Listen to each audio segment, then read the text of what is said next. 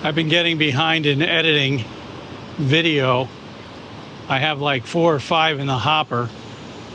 Of course, by the time you see this, they'll already be published.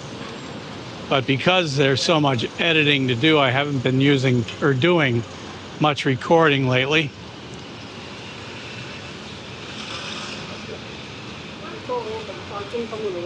This is a holiday here in Malaysia. It is November 28th, and the holiday is for the election that was just completed. Malaysia has a new prime minister, has a new government.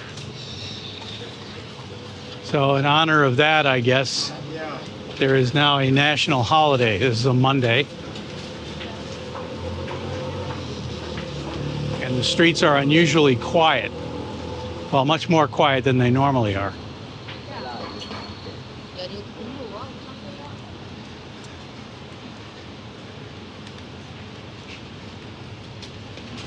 Malaysian politics is interesting. They've got a parliamentary form of government, very much like that found in the UK, in that you've got your parliamentarians, but you also have a constitutional monarch. In the case of Malaysia, there are 9 constitutional monarchs. They're not all monarchs at the same time. They take turns. I don't know if that's common in other places,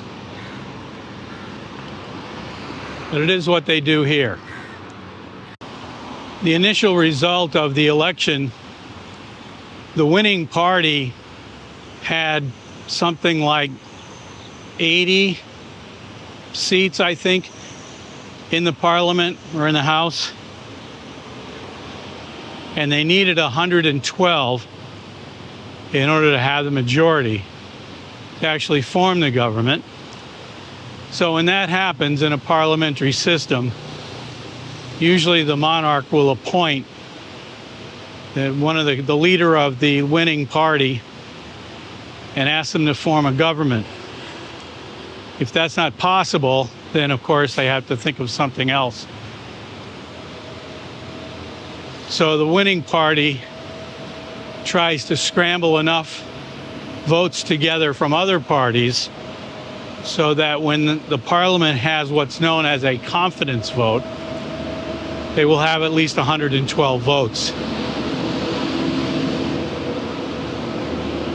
So it looked like for a couple of days after that, after the election, there was a lot of drama because certain parties refused to work with other parties, and it didn't look like the winning party, which is called Pakatan Harapan, or the Hope Agreement, or something like that. It didn't look like they were going to get a majority or enough delegates or enough seats or members of parliament from other parties to vote with them to get the 112 that they needed.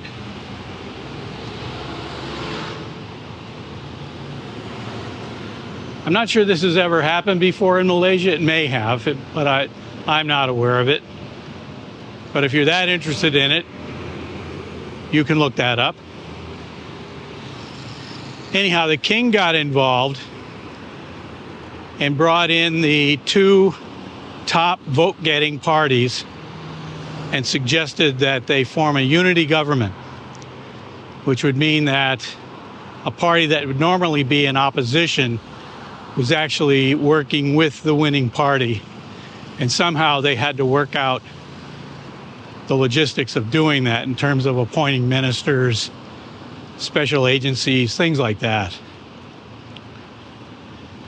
That suggestion was not accepted by one of the parties, and for a while it didn't look like they were going to have a government. And I'm not really sure what would happen then. Would they have another election? Something would have to, there had to be some kind of solution to it, and I'm not sure that there was one. I was following the press, and a lot of people were, of course, chiming in as to what should happen, what the king should do, what the party should do, etc., etc. But eventually the winning party, the PH or Pakatan Harapan party, scraped together enough votes of support so it looks like they have now well over the 112 members of parliament necessary to support them for a confidence vote. That's going to take place sometime in December.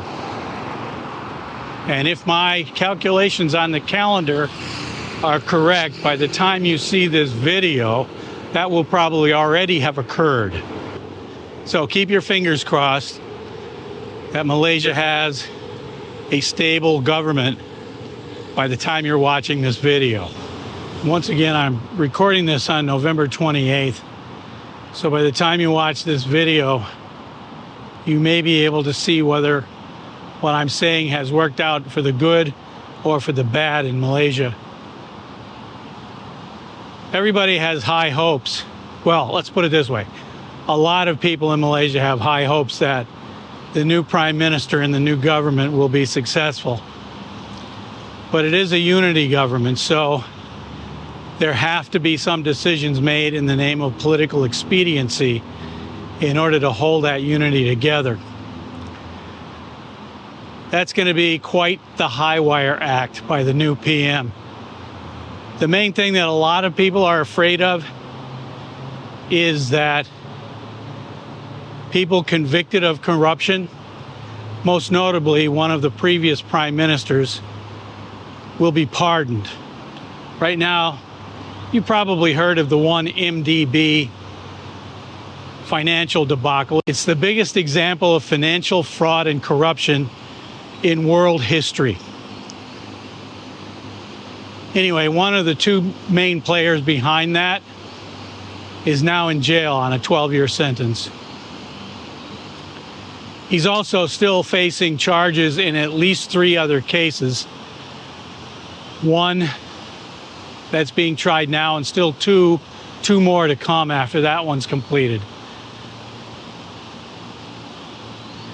So even if he's found not guilty in the next 3 cases, he still has 12 years in prison.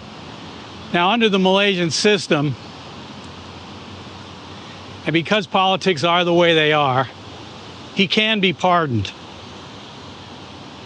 And I'm not really sure the details of how that would work, but the prime minister has to be involved in it somehow. And frankly, from what I understand about the prime minister and his history, there's no way he would pardon this character that's in jail. However,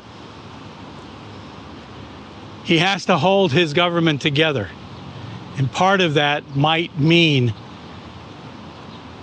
if not a pardon, then some other kind of concession to the people that make up the unity part of the government, to keep them in line so he can maintain his majority. So like I said, by the time you watch this, he will have appointed ministers, the law minister especially, probably a new attorney general. And I don't know whether this topic would even have come up yet, but I'm sure it's coming up behind the scenes. For this to be discussed publicly would cause a lot of unrest. If the former prime minister, who is now in jail, is pardoned, that would be very bad, very, very bad for Malaysia. But that's my opinion. I'm not Malaysian. I have no skin in the game. But since I know how to read, I'm able to form an opinion. As far as political expediency goes, I have to admit that everything I read about this guy, that the new PM, says that he will resist the changes that people might want to make, or the shady moves that people might want to make. So I think people are mildly optimistic that this is going to work out to the good for everybody. The more power to him if he's able to do that. And from like what I said, from everything I've read, it looks like he might be able to do that. But I don't really understand Malaysian politics as well as someone else might. So political expediency may take over at some point. Either way, by the time you see this video, there's a good chance that we'll know how this is going to play out. The other thing I've been thinking about lately is minimalism as a big topic. And the thing that got me started on that is I was looking at the luggage that I cart around with me on these various places, or to these various places. And I noticed that there's a lot of stuff that I brought with me from the United States that I haven't touched since I put it in the bag back in June. And I'm wondering what made me think that I would need these things.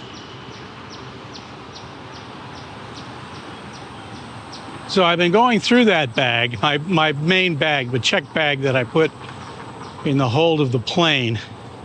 It's about 22 kgs of stuff. Now, a lot of it I do need. But I know that when I do get back to the US, I'm going to go through that thing and take out everything that I haven't touched or used since I left the country. This is an intersection that has minimal lights and often tests my sprinting ability, which, as you'll be happy to know, is always at top-notch level.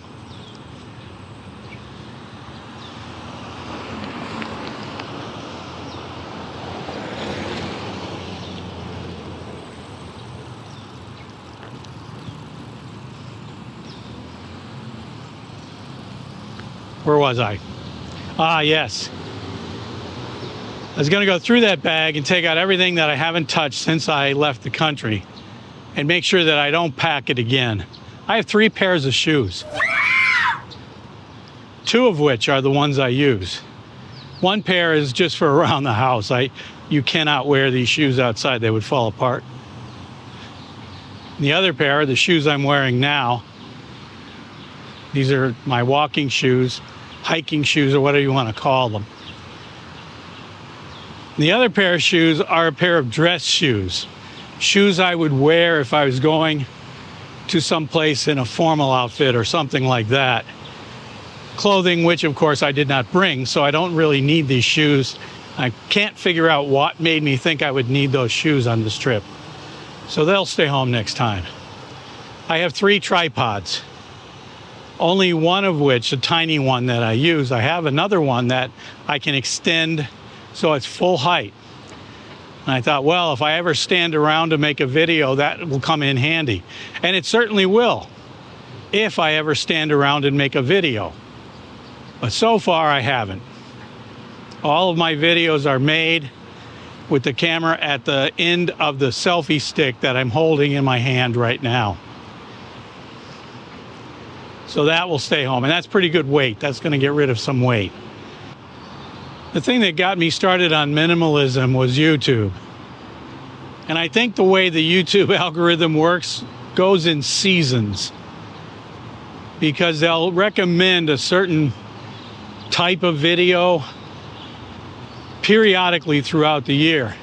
I remember recently I went through a lot of West Wing video clips, and I don't know where they came from. I never searched for West Wing.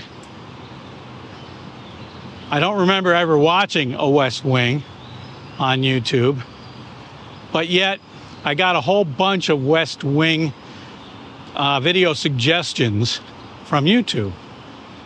So I liked the show when it was on television, so I would watch those. And of course, once you watch one, they just keep coming. They just don't stop.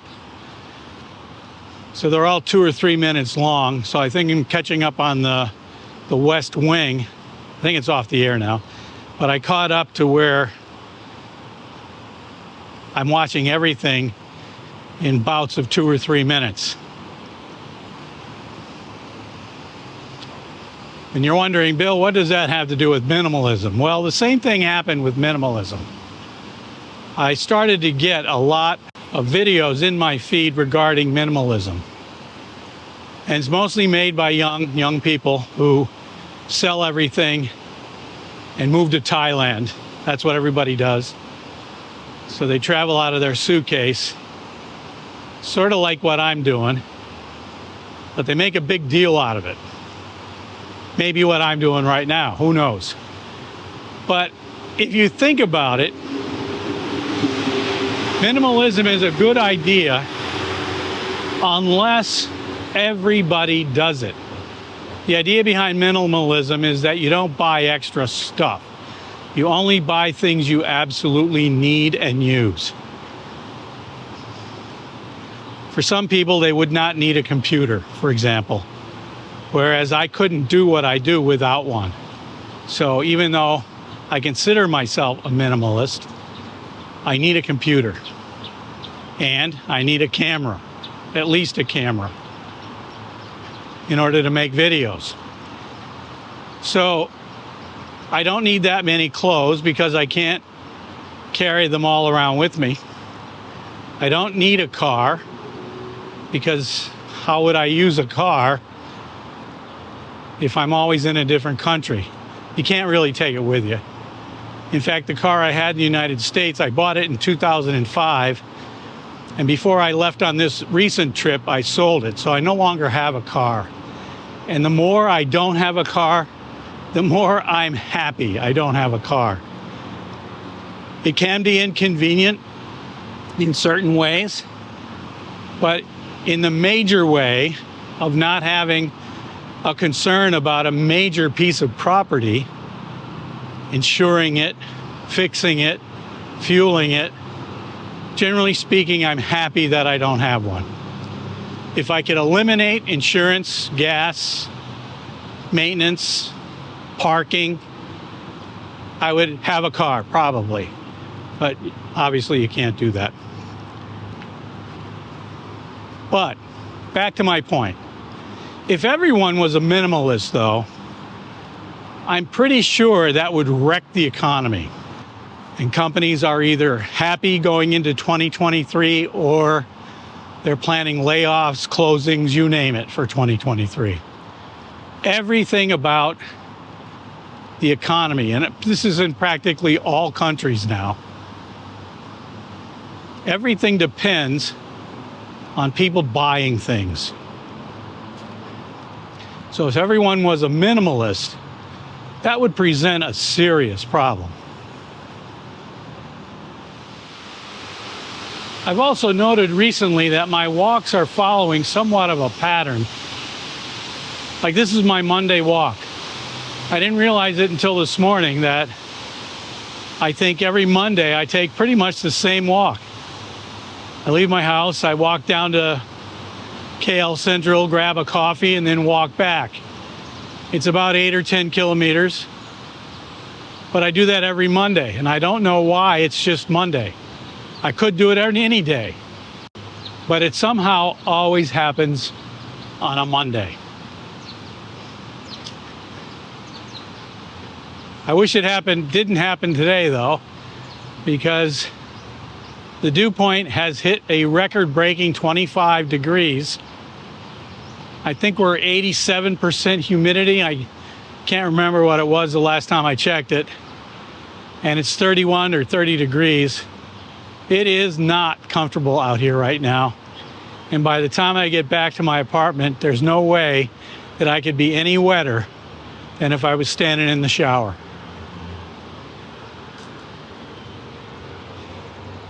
When you put sunscreen on, it's like putting on an extra layer of clothing. You just sweat like crazy because of that stuff. And there's some sunscreen that advertise themselves as no sweat. Yeah, don't believe it. There's no such thing as a no sweat sunscreen. Almost at the end. I'm going to stop up here and grab some lunch at one of my favorite lunch spots. This is where I get some rice, mixed rice, and then bring it back. I think this officially counts as nasi kandar. They don't call it that. I call it that. Nasi campur, which means mixed rice, is usually some kind of fried dish. Nasi kandar is usually white rice that is not fried. But whatever it's called, I like it. It's kind of dark. Halo. Selamat pagi. Selamat pagi ya. Cheers, mati baik.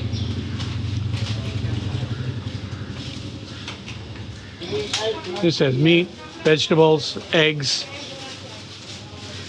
almost anything that will make a nice lunch. And it starts off with a box of white rice. Selamat pagi. Nasi putih, bungkus.